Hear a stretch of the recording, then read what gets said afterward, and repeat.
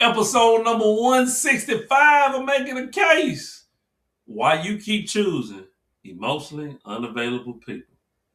Let's get it. Episode number 165 of Making a Case. Why you keep choosing emotionally unavailable people. Let's get it. Hey, what up, YouTube? Welcome back to another episode of Making a Case. We're on episode number 165. I'm your host, Dr. Jacob Isom. We got two channel norms over here. One, we attack points, not people. And then two, we don't do all that cussing, derogatory stuff. We like to keep it professional over here. All right. Hey, I got another great episode for you today. We talking about why you keep choosing emotionally unavailable people. Okay. Now, I feel like we've already done an episode on emotional people, I guess, of some sort. But of course, you can never have enough videos on talking about emotionally unavailable people, right? Because at times we all can be emotionally unavailable, sometimes unintentionally, sometimes intentionally, right? But this episode is going to focus on pretty much people that may not know that they're seeking unavailable emotional people. And a lot of times, if someone is emotionally unavailable, like they're probably not going to admit it to themselves, right? That's just not what we do as people. We don't admit when we have a problem, right? Unless it's really dire, unless somebody literally calls us out for it. So we don't like. Why do you think I say at the end of all my episodes, the worst thing you do is lie to yourself, right? Because unfortunately, so many of us are doing that. Okay. So when we talk about emotionally unavailable people, we're talking about people that it's hard for them to express themselves. It's hard for them to be vulnerable. It's hard for them to communicate in an effective way. These are the things that we're talking about when people are emotionally unavailable. They're very reserved. They're very short with their answers, right? And so if you know these signs in the beginning, you might want to probe a little bit, right? Sometimes it helps to ask open-ended questions, clarifying questions, right? And if you're still not getting what you need, then you might want to actually think about whether or not you want to move forward with a person that does things like that. And like I said, sometimes it's just unintentional because sometimes people they're only, behaving and acting in a way of the culture, how they was raised, the trauma, and things like that. Right. So I got another video for you today that is going to address why people kind of seek emotionally unavailable people. Okay. So without further ado, let's go ahead and get into the video, shall we? Let's do it.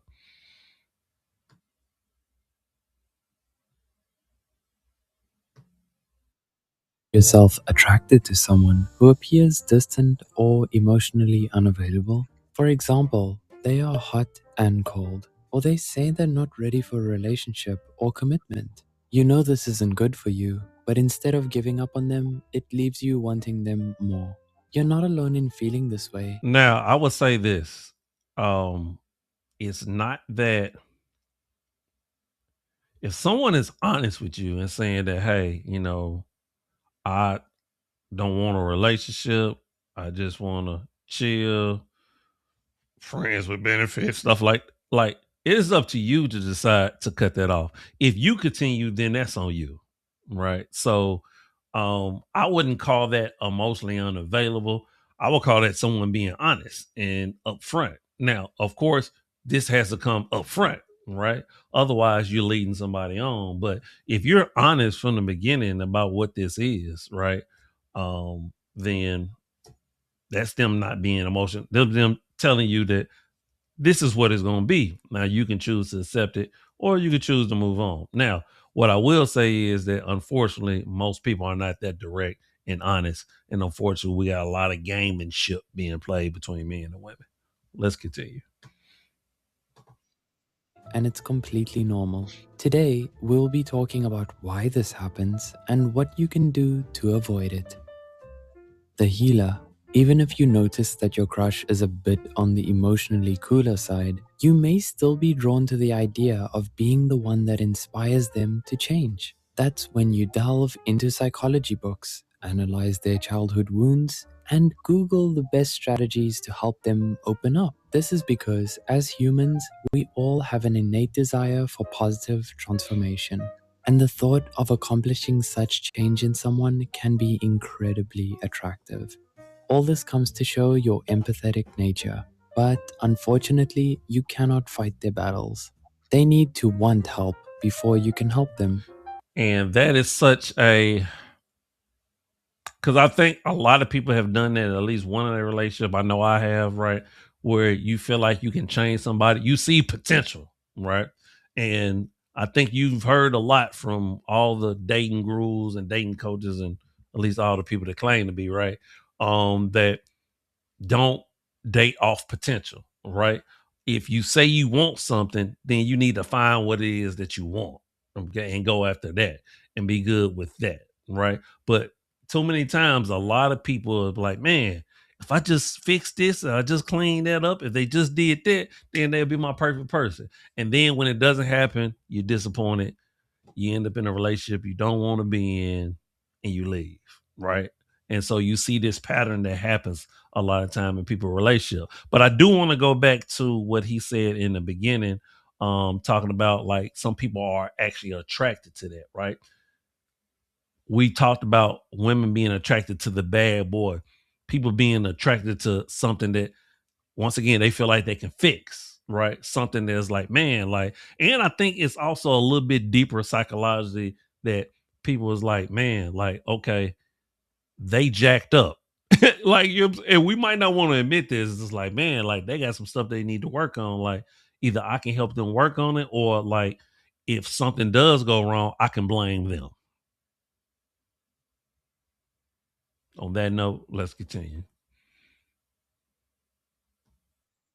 Until then, being there for yourself is the best thing you can do. Hurtful history. You may also be unconsciously attracted to these individuals due to past wounds or experiences. Maybe you had an emotionally unavailable parent, causing you to crave their love and attention. Now, you're finding familiarity in this dynamic and subconsciously seeking to heal those past patterns. You might believe that if you manage to get them to open up and love you, it would be like filling the void left by your parents' emotional distance. The need to hide.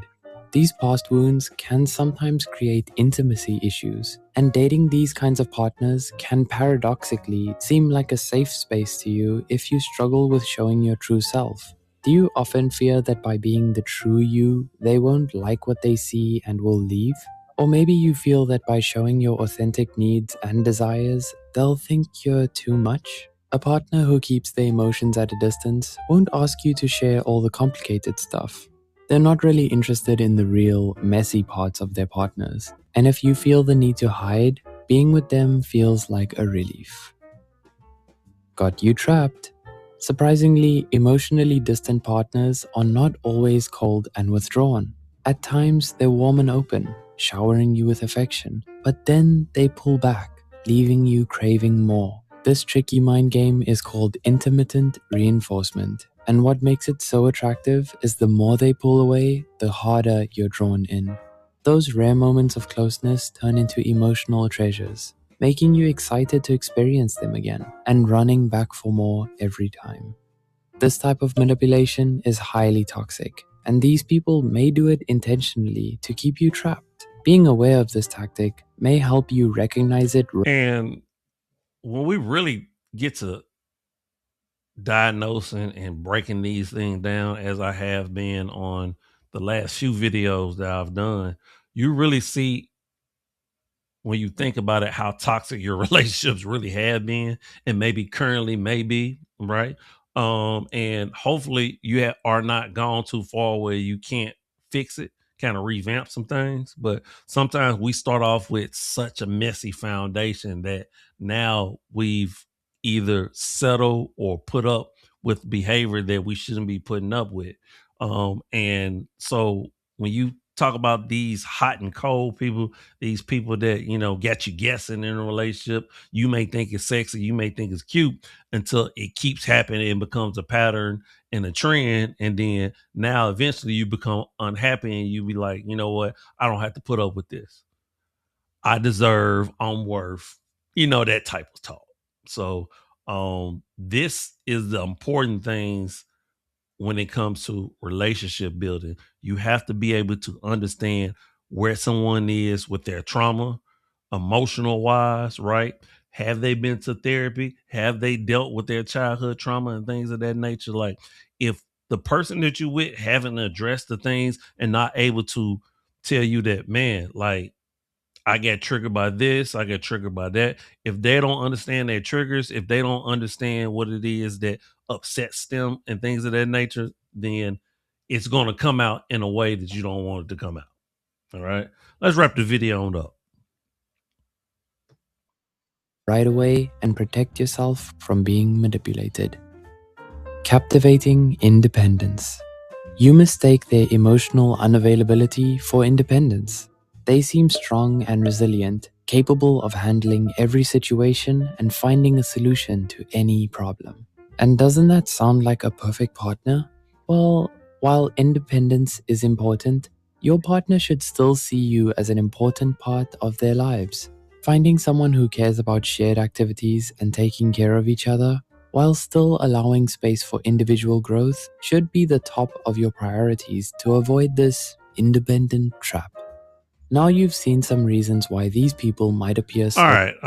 And that last one you're talking about is actually, it's not an easy thing, to be honest with you. Right. And what we often find ourselves doing is playing this tug of war, between, okay, how much time do I need with my partner and how much time do I need alone? How much time do I need with the kids? Right. Time. I just get through telling a group of kids today is one day you're going to understand just how important time is and you're going to appreciate it more. Right. The younger you are, the more time you think you have. Um, and of course, that's not necessarily the case, but um, being interdependent and understanding that, yes, time with people is important, but time to yourself, time to recharge is also important. And that's a tough thing in a relationship. But you never want to be, so dependent on somebody that you forget who you are. Right. And then I think that has something to do more so with, being, attached, the attachment styles versus emotionally unavailable. But which I'm not sure if we cover that in the video, but we probably will in the future. All right. But we're gonna end the video on that. But please make sure if you got any topic ideas you want me to cover, please leave them in the comments, man. Email me, hit me up on social media, whatever you would like to do, man. Smash that like button. It's free. It don't cost you nothing.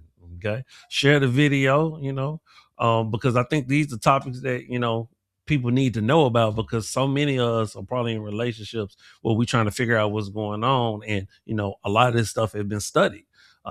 There's research behind a lot of these different things. So the more information people have and are equipped with, the better. All right. Hey, but as always, I am you, you are me. Love always, love eternal. Remember, the worst thing you can do is lie to yourself. And we out. Deuces. One love.